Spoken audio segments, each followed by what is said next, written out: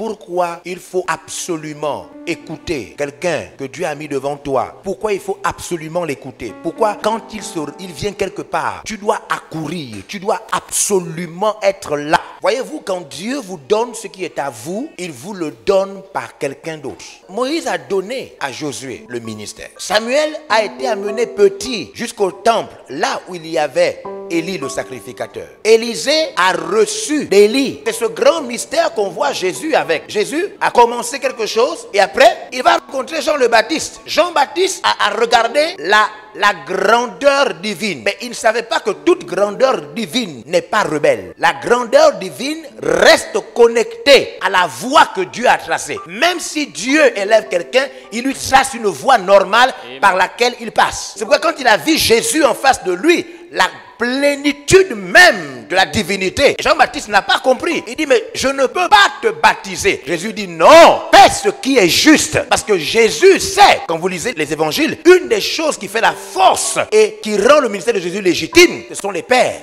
Amen. Ce sont les pères. Parce que dès que quelqu'un est chef de lui-même et se recommande de lui-même, tout est faux. Amen. Même si ça vient de Dieu. Dès que quelqu'un est chef de lui-même, se recommande de lui-même, il est faux, même si ça vient de Dieu. C'est pourquoi les auteurs bibliques parlent des pères de Jésus. Ils quittent depuis Abraham, l'autre quitte depuis Adam, pour finir et montrer d'où vient Jésus. Parce que Dieu est le Dieu des pères. Il n'est pas le Dieu des fils. Ce sont les pères qui doivent transmettre aux fils leur Dieu. C'est pourquoi dans la Bible, il dit, le Dieu de mon père. Vous comprenez? Le père vient te montrer son Dieu. Il t'explique son Dieu. Est-ce que vous comprenez? C'est Dieu qui a fait des choses comme ça. Jésus voulait respecter le fait que, Jean-Baptiste était plus grand en âge que lui. 2, Jean-Baptiste est entré dans le ministère avant lui.